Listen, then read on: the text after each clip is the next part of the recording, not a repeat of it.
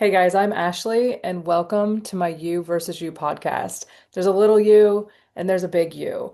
And this space is going to be all about unpacking what that means.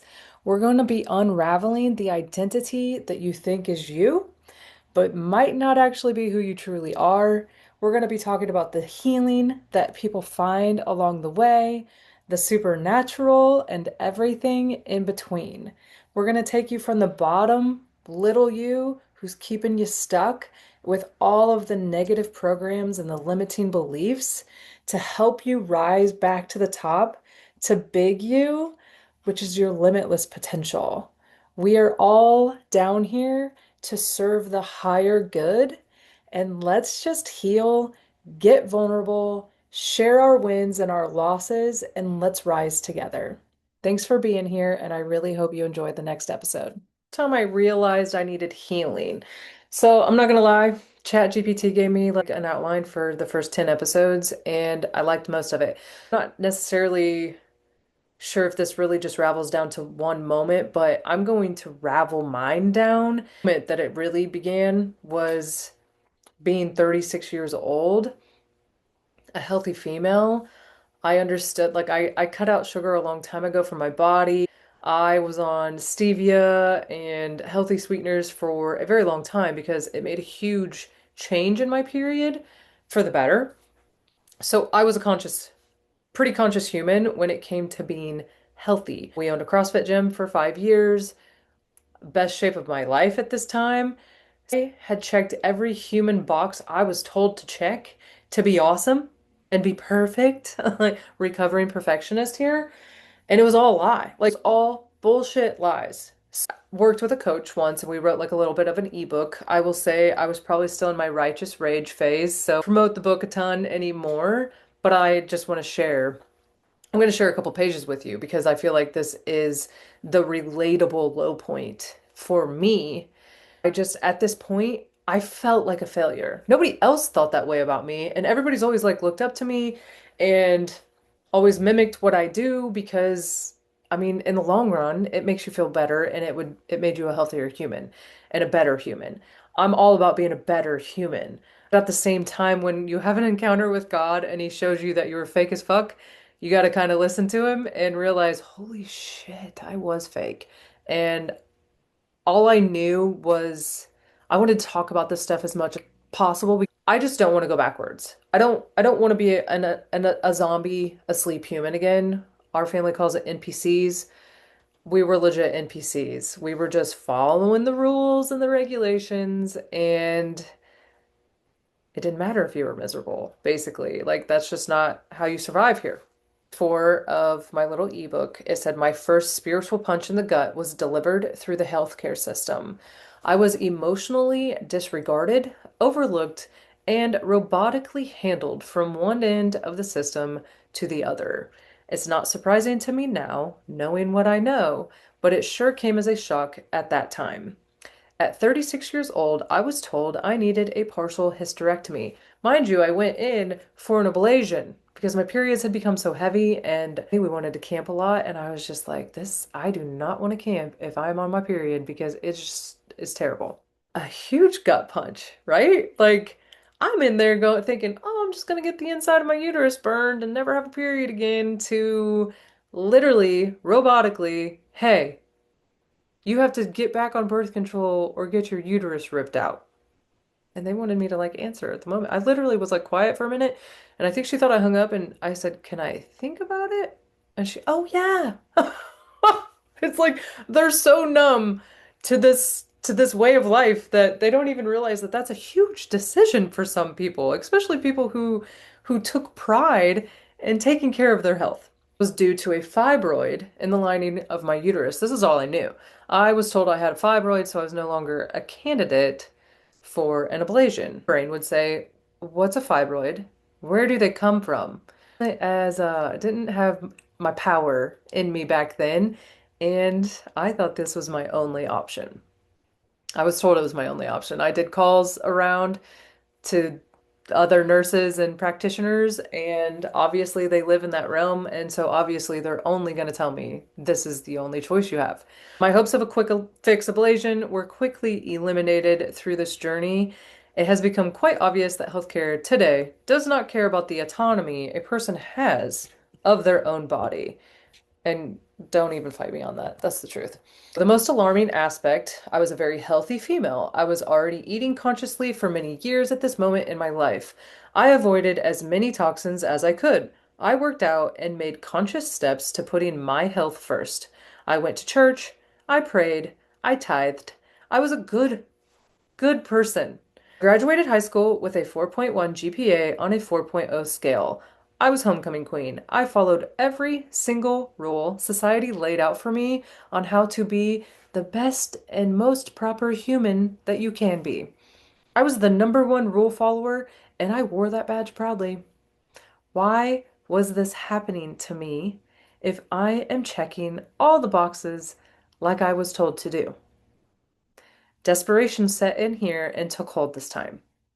I was so tired of feeling unaccomplished, even though our lives up until this point was successful on the outside. After that, my next page basically just goes in and says, have you ever felt disconnected? Like, have you ever felt completely disconnected from your own energy?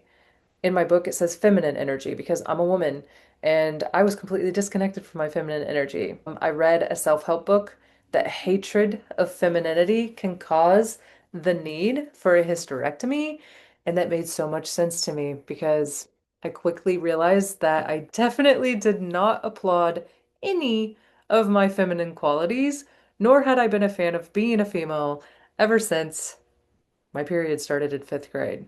It was the most horrific, and I could write a whole damn book on the nightmare that that was. Needless to say, you guys, when you embark upon self-healing, you go down paths that not many people have taken, and you go down avenues that are not mainstream. But the cool thing is that along the way, you find stuff that actually works. And then you get even more frustrated with the healthcare system because they're lying to us the whole time. And honestly, it's not all their fault because this was the system that was shoved down our throats. And this is the only system that we know. And so it's just time to do better. And it's time to help the masses understand that this is just a mirror of your inside. So this physical vessel, I mean, read it in the Bible, it'll tell you find it. It's written in parable forms, right? It's like written in code.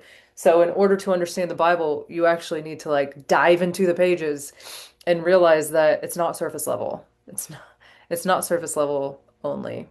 It can help you on the surface level, but is not intended to only be taken from the surface level.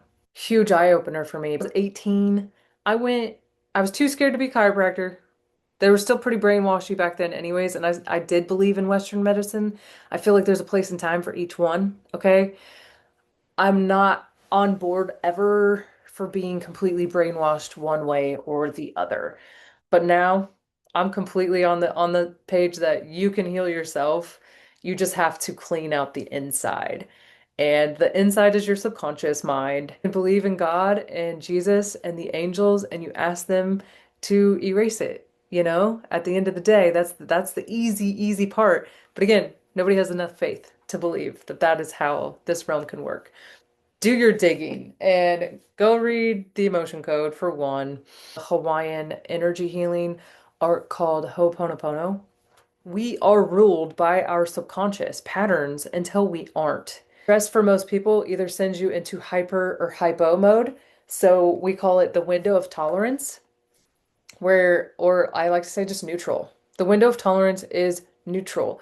You're clear, you're calm, you're collected, you're not scared, you're not anything. You're full of peace, you're full of calmness, full of love. That's the only thing that even brings peace and calmness is love, unconditional love. I'm not going to bitch about other humans that aren't me because that's judgment. And I didn't come here to judge. I came here to do whatever I'm supposed to do, right? Help humanity, whatever form that looks like. Everybody has their own perspectives. Somebody will get something completely different out of this than another person. And that's the point.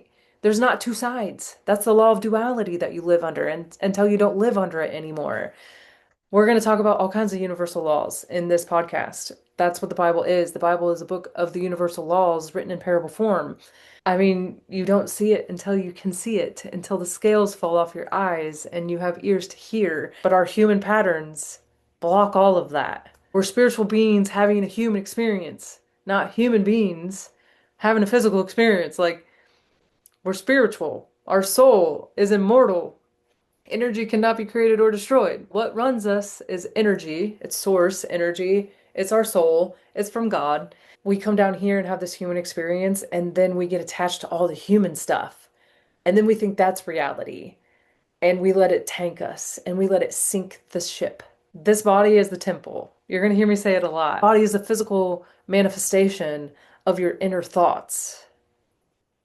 Yeah. Okay. So, Cancer, you got some nasty thoughts and you probably don't love yourself. Don't yell at me, bro. Read Louise Hay. She healed her own cancer because she healed other people's cancers by fixing their thoughts. And when her cancer showed up, which was from her childhood trauma, she literally said, I have to practice what I preach. She knew what she was capable of doing. We there's a bunch of us that we know what we're talking about, but then you get stuck in the intellect side. You have to apply it. If you don't apply it, then you have no data to prove. And again, some of us get a little too caught up on the data, on proving. That's your human side. You have no faith if everything has to be explainable. Are you the God of the universe? No. I mean, kind of, but not the actual. You're a co-creator, all right? You're living under God's rules of this universe. So then learn the laws of the universe, abide by them in the best way possible, only bring good and betterment to humanity, and you're going to have a pretty fantastic existence. Wish I would have started 20 years ago, but I decided to get stuck in the mud and be a shitty human. And I tried to outrun that, right, with good deeds. It doesn't work, guys. It's all in the Bible, and it's all until you can regulate stress and regulate your nervous system, you will not be able to think clearly or understand anything. One of the best things that I learned on this journey as well is that we know everything we need to know before we even got here. Again, what that proves is that everything you need to know is right here. It's already inside of you. It's in your heart. And that's where that's your communication portal to God. That's what I call it. Our heart is a portal to God. When's the last time you sat and just listened to your heartbeat? What's the first exclamation of life when you're pregnant? The heartbeat. All right, it goes back to eternity. And it's super special and it's super sacred. And that's basically what's happened here is that we've all lost our sacred connection to each other and to life itself, and how like awe and reverence has been lost along the way because we got stuck in the mud, because we let this guy take over. This guy's really heavy. This guy likes to stay in the physical body and say, wham, poor pitiful me. This is victim mode. But we have this option again to become this one, your higher self. Communicate with your higher self. Let your higher self be the one in the lead. And then this physical body just follows what it tells you to do. It's an inner knowing, an inner knowing. Maybe not here. You got to shut this down to be able to hear what God's telling you. Stress is what keeps everybody's life in chaos. Some of y'all are addicted to it because you don't like peace and you don't like stillness. And if you don't like peace or stillness, then you don't know who God is because you haven't even given him a chance to show you who he is through you. Patterns. I've learned a lot about patterns. Again, I read The Laws of Human Nature by Robert Greene.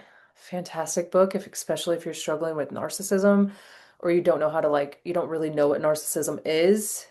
There's the first four chapters are about narcissism and all the different types. We're all narcissistic at a point. You got to win the battle. All right. The devil keeps winning the battle, then you're going to be a really, really nasty human under the guise of narcissism, which is the love of self, but it's the wrong self. You love the little you, which is the whiny little bitch. when you could be the higher you that conquers whatever because you have limitless potential. So many patterns to talk about. We're going to dig into patterns. Another book by not Dr. Nicole LaPera is called How to Be the Love You Seek. And that's everybody's problem. You guys are all searching externally for love because that's all we were taught. When you grow up with a family pattern, right? We came from a mom and a dad. It takes two. Like that's just science. So you might not have a mom and dad at home. You might have something else. But science is the sperm and the egg, which comes from a female and a male to produce a human. So from the beginning, we are programmed that you have to have someone outside of yourself for love. And that's where we have missed the boat is nobody taught us how to find God inside of us and to love ourselves the way God loves us, to look at ourselves the way God looks at us because he approved of this vessel. You picked it before you got here. You were so proud of this shell, right? What happened along the way? Why aren't you proud of it anymore? Why don't you look at yourself with awe and reverence and unconditional love the way Jesus looks at you? Everybody wants to preach Jesus, but then nobody actually becomes Jesus along the way. I always call it the Jesus Band-Aid because if you just wear the Jesus Band-Aid, then you don't ever have to take personal responsibility for your actions. And that's the bullshit that I'm going to call out. That's the BS that I'm going to say, not good enough. Jesus came to show us that we could be like him.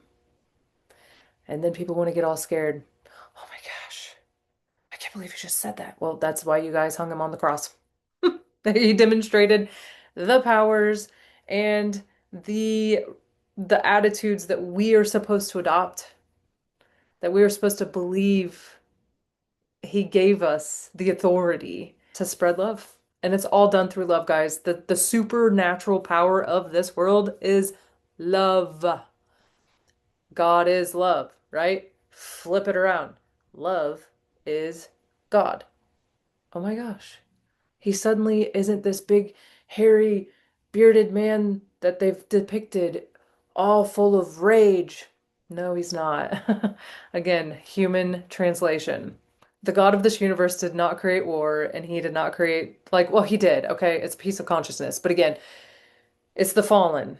It's the dark side, which you gotta have dark to have light, or we wouldn't even know one was the other.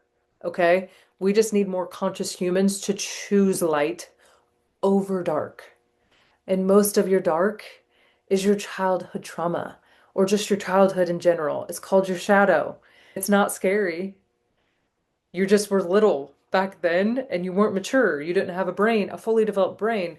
So what you thought was scary from ages 0 to 7 aren't necessarily scary anymore. Maybe your parents were super scary between the ages of 0 to 7, and they're not anymore because obviously they got better and evolved. But it doesn't take away the fact that your subconscious was programmed with that environment. And so your insides are scared because you've never told them not to be scared anymore.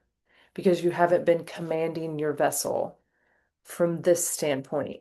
You've let the scared, fearful, because that's all we've been told to be. You've been living in this. This is what we call the ego. We're going to go into that deeper too, okay? What healing looked like in the beginning was messy. It was messy because I was a people pleaser. I was the doormat. I I'd fucked up so many times in the beginning that I was just trying to outwork those bad patterns by just being a really sweet human, a really nice human. But at the same time, I was getting destroyed by the people that were supposed to love me the most. I was providing housing for people that I loved, that were family, and we were losing money every month for 4 years. Totally fine as long as we were making money. Things can change. You should, and may I say this right now, never put all your eggs in one basket because if that basket gets greedy and they want to cut you out, they'll cut you out and then you got nothing. And for most of you, you're just a time clock puncher. You there's a lot of you working for companies out there that they won't care about you. the day after you leave. And that's really sad. Got myself into situations because I had a big heart. When you don't have any self-worth and you have a big heart, and end up in the mud eventually. Advice to you right now is get yourself out of the mud sooner than later. They're called patterns for a reason. People have them, people display them, people can repeat them because it's all they know. It's their subconscious patterns. They're programmed from the ages of 0 to 7, and they literally are looping in the background, and people don't even know it. They have chosen to live out the same patterns that they think are different because they're with different humans. Sometimes it's people are like 60 years old and plus before they figure this out. Watch your patterns, guys.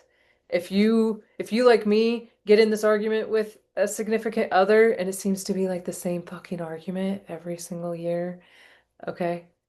Maybe sit and get quiet and still. I know some of you don't like to do that. But if you actually say like, what do I need to know?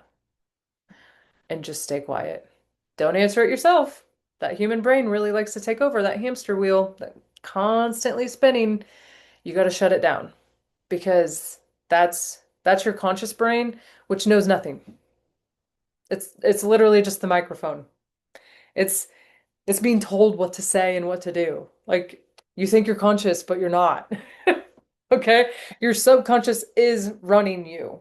So if you want to run yourself, then you have to conquer your subconscious mind and retrain all of your patterns. But you also have to be strong enough to actually admit your patterns. Messy in the beginning. It's messy in the beginning because what you're doing is you're standing up for yourself and you've never done it before. And when you stand up for yourself to the very people that you loved unconditionally, they get really mad and they get really hurt and they get really confused. You'll learn emotional intelligence in that moment. You will learn that some people are only in your life to take advantage of you because that's all they know. And that's all you've allowed them to do. So if you are a doormat human, you better be ready because if you want to stand up for yourself and you want to choose to have a better life and to be in control of yourself, things might change. People might leave. People might not ever talk to you again. They might paint the picture that you're the bad person.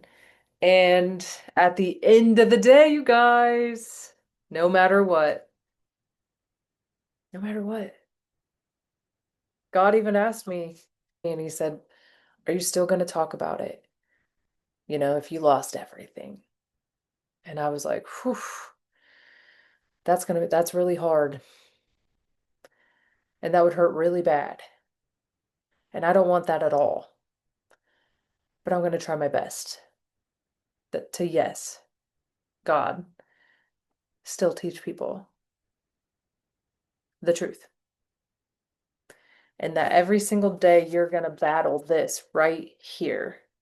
It doesn't matter who else is in your life. It doesn't matter who else you want in your life.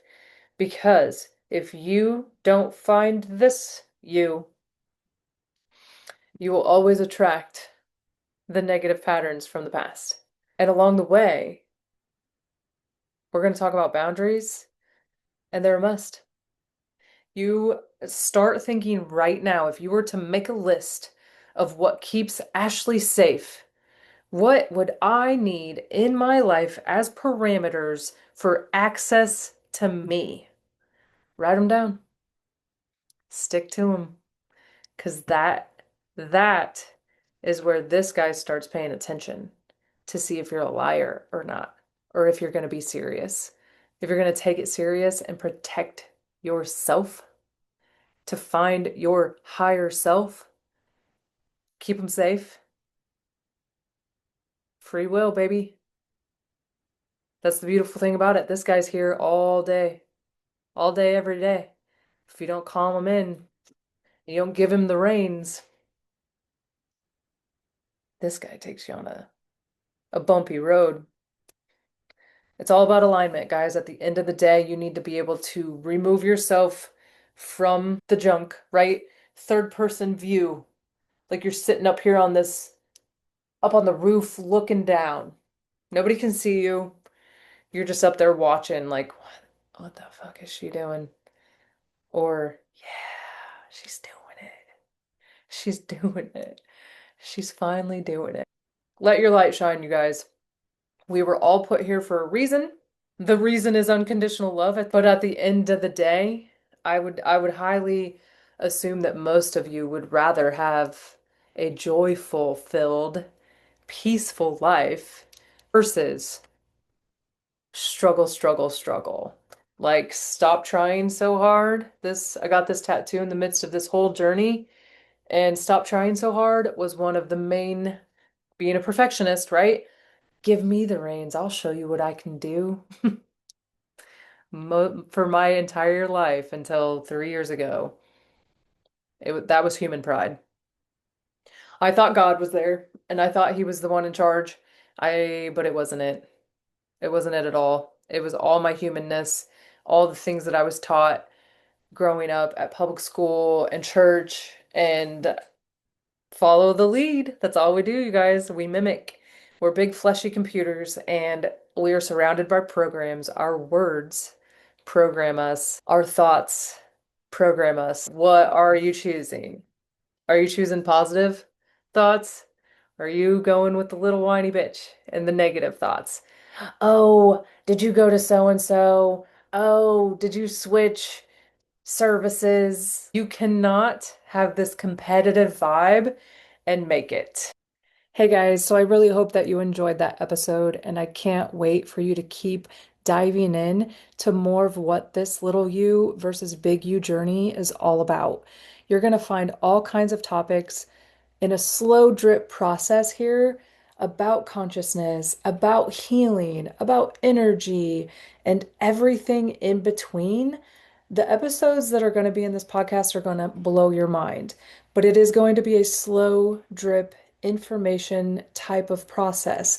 And if you have already been on a healing journey and you need more clarity and more answers, don't hesitate to book a one-to-one session. They're open now, and my link is below. And I would love to work with you one-on-one because it's just me and you, and it's private, and you can get clarity faster. But if you're not in a hurry, welcome. This podcast is going to be awesome, and you're going to find so many answers to help turn your life around for the better. Become the author of your life, write the script, see what happens.